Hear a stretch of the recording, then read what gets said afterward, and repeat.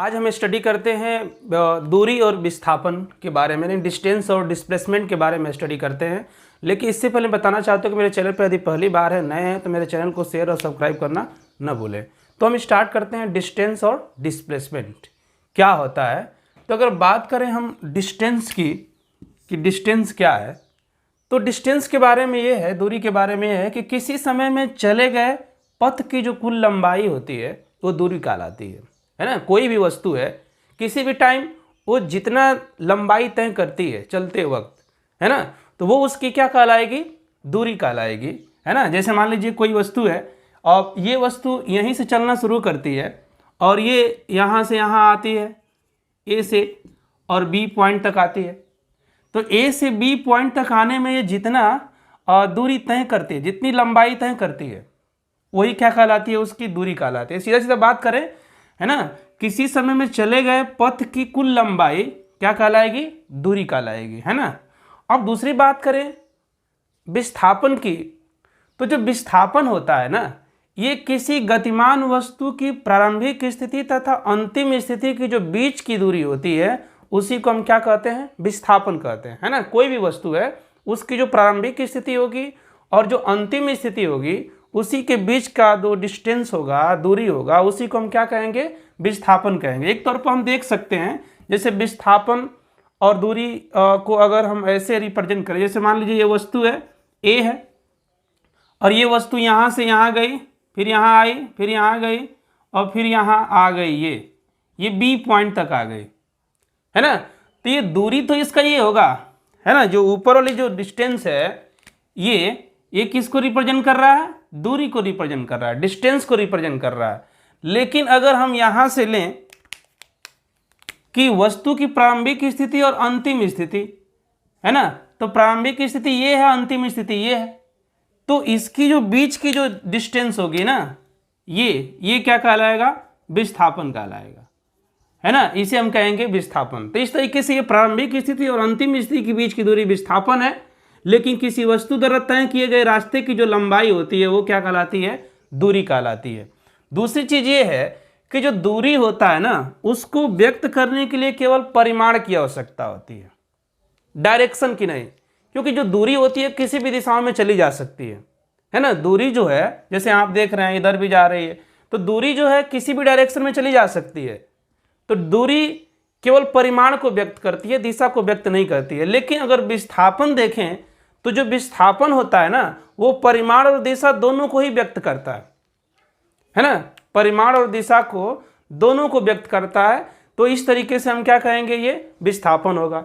दूसरी चीज ये है कि अगर हम दूरी को देखें तो दूरी एक क्या है, अदिश राशि होती है ना। दूरी क्या है, एक अदिश राशि हो, क्योंकि अदिश राशि क्या होता है, जिसमें केवल परिमाण होता है, दिशा नहीं होता है।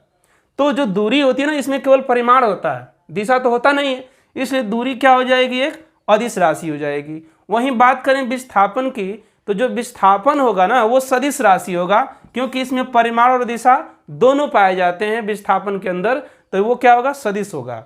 दूसरी चीज बात करें अगर, तो दूरी जो होती है ना सदैव धनात्मक में आती है, पॉजिटिव होती है ना। कि कैसा भी पथ चला जाए या लंबाई को तय किया जाए, वो हमेशा पूरी डिस्टेंस काउंटिंग होगी दूरी में, है ना, पूरी लंबाई काउंटिंग होगी। चाहे वो कैसे भी कोई वस्तु गति करे, है ना, तो हमेशा क्या आती है, धनात्मक में आती है, पॉजिटिव वैल्यू होती है दूरी। लेकिन अगर बात करें सदिश राशि की यानी विस्थापन की, तो जो विस्थापन है ना वो धनात्मक या ऋणात्मक या शून्य भी हो सकता है। अब धनात्मक कैसे हो सकता है, जैसे अगर मान लीजिए यहाँ पर हम कोई वस्तु रखें यहाँ पर, और ये वस्तु यहाँ से सीधा ऊपर जा रही है, ये क्या होगी, धनात्मक में आएगी, है ना। ये वस्तु की लंबाई यानी विस्थापन क्या होगा, धनात्मक में हो गई, यानी यहाँ से गई यहाँ तक, ये धनात्मक में हुई। उसके बाद फिर यहाँ से यहाँ चली आई, है ना, फिर यहाँ से यहाँ चली आई, तो यहाँ से यानी अब क्या हो गई, अब ये ऋणात्मक हो गई ना। अब उसमें से माइनस कर देंगे उतनी डिस्टेंस, अब ये ऋणात्मक हो जाएगी। दूसरी चीज ये है कि और भी डाउन हम करें, नीचे ले जाएं, जैसे मान लें हम ले सकते हैं यहाँ से ए पॉइंट से चलते हैं और यहाँ तक हम बी पॉइंट तक आते हैं, तो ए से बी पॉइंट तक जा रहे हैं, तो ये तो विस्थापन हो रहा है, धनात्मक हो रहा है। लेकिन हम बी से रिटर्न होकर फिर आ जा रहे हैं और फिर ए से इधर आ गए, चले आए, हम यहाँ सी पर चले आए। अब ये क्या हो गई, ऋणात्मक आ जाएगी क्या, विस्थापन। लेकिन अगर हम यहाँ से चलना शुरू करते हैं ए पॉइंट से, फिर बी तक जाते हैं और फिर रिटर्न होकर ए पर ही चले आते हैं, तो ये क्या होगा, विस्थापन शून्य होगा, है ना। तो इस तरीके से विस्थापन धनात्मक भी हो सकता है, ऋणात्मक भी हो सकता है और शून्य भी हो सकता है ना। और भी है, जैसे मान लीजिए कोई वस्तु है वो वृत्ताकार पथ पर चलती है, जैसे यहाँ से चलना शुरू किया ए पॉइंट से और ये फिर इसी पर चली आए, है ना। तो यहाँ पर क्या होगा कि जो तय किए गए रास्ते की लंबाई ये तो पूरी दूरी होगी, लेकिन विस्थापन क्या होगा, इसका शून्य हो जाएगा, क्योंकि वस्तु यहीं से चली थी और यहीं पर आ गई, तो विस्थापन इसका क्या हो जाएगा, जीरो हो जाएगा, शून्य हो जाएगा। तो इस तरीके से ये है। लेकिन दूरी कभी शून्य नहीं होती है, न ऋणात्मक होती है, हमेशा क्या होती है, धनात्मक होती है। दूसरी चीज ये है कि जो दूरी होती है ना, वो तय किए गए रास्ते की लंबाई पर निर्भर करती है। यानी जितना रास्ता तय करेगी, है ना, जितनी लंबाई तय करेगी उतना ही क्या होगा, उसकी डिस्टेंस होगी, दूरी होगी।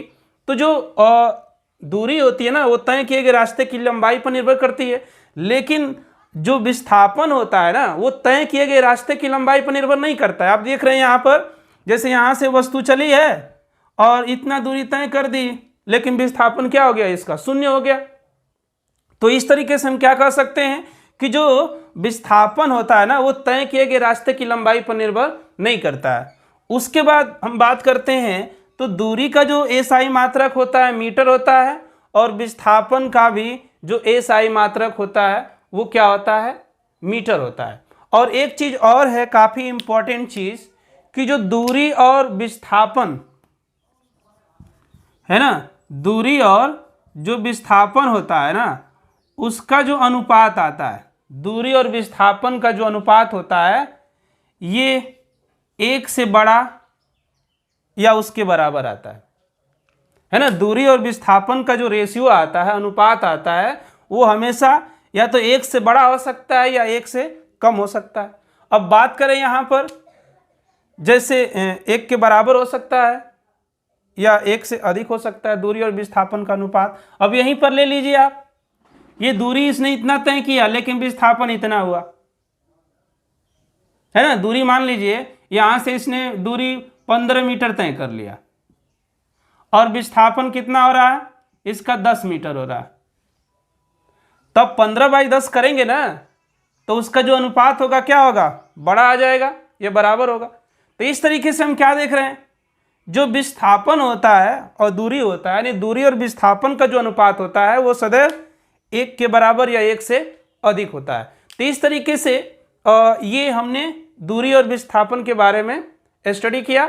और दूरी और विस्थापन के पर एक क्वेश्चन देखते हैं, जिसमें दे रखा है कि अगर कोई गाय वृत्ताकार पथ पर 2.5 चक्कर लगाती है, तो गाय द्वारा तय की गई दूरी और विस्थापन क्या होगा, और अगर वृत्ताकार पथ की त्रिज्या 7 मीटर हो तो, है ना, ये दे रखा है। हम लेते हैं, मान लीजिए ये कोई वृत्ताकार पथ है यहाँ पर,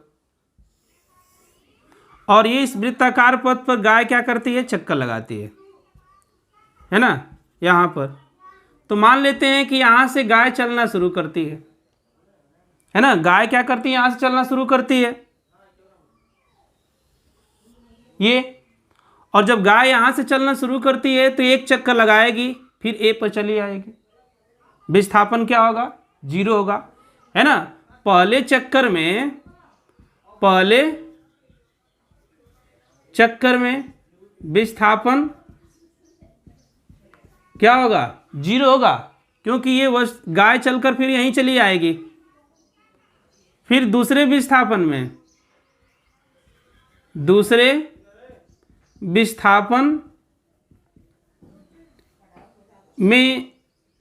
है ना, यानी दूसरे चक्कर में विस्थापन क्या हो जाएगा, जीरो हो जाएगा, क्योंकि दूसरे चक्कर में भी यहीं आएगी वो। अब बात है तीसरे चक्कर में, तो तीसरे चक्कर में यहाँ से चलना शुरू करती है और आधा ही चक्कर लगा पाती है, यहाँ आती है बी पर ही चली जाती है ना। यहाँ से चलेगी और यहीं पे आएगी, तो ये यहाँ से चली और यहाँ आई तीसरे चक्कर में, क्योंकि 2.5 चक्कर ही तय की है। पहला चक्कर 0 विस्थापन हो जाएगा, दूसरा चक्कर विस्थापन 0 हो जाएगा, लेकिन तीसरा चक्कर में आएंगे तो ये आधा ही दूरी तय करती है, हाफ। अब यहाँ से प्रारंभिक और अंतिम स्थिति के बीच की डिस्टेंस क्या हो जाएगा, इसका रेडियस हो जाएगा, रेडियस। और इसका त्रिज्या दे रखा है 7 मीटर, तो ये भी क्या है 7 मीटर। तो टोटल अगर हम देखें इसका जो विस्थापन होगा, है ना, विस्थापन वो कितना हो जाएगा 7 मीटर प्लस 7 मीटर, यानी टोटल विस्थापन कितना हो जाएगा 14 मीटर, है ना। ये टोटल विस्थापन है जो 14 मीटर आएगा। उसके बाद अगर हम नेक्स्ट दूरी निकालते हैं इसका कि दूरी कितना होगा, तो दूरी के लिए अब देखेंगे 2 पाई r इंटू कितना है इसकी परिधि, यानी जो चक्कर लगा रही है वो 2.5 चक्कर है, यानी 2/1/2 है ना, 2 हाफ है, तो ये इतना चक्कर लगाती है। अब इसमें हम क्या करेंगे, इसकी वैल्यू रखेंगे, ये 2 हो जाएगा, पाई की वैल्यू 22/7 होती है, त्रिज्या कितना है 7 मीटर है, और ये 2.5 है, तो इसको हम 5 क्या कर सकते हैं 2 कर सकते हैं। ये 2 से 2 क्या हो जाएगा, कैंसिल हो जाएगा, 7 से 7 कैंसिल हो जाएगा, कितना हो जाएगा 22 × 5 यानी 110 मीटर क्या होगा इसका दूरी होगा, है ना। दूरी कितना आएगा 110 मीटर आएगा। तो इस तरीके से हम इस टाइप के क्वेश्चन को क्या कर सकते हैं और दूरी निकाल सकते हैं और विस्थापन भी ज्ञात कर सकते हैं।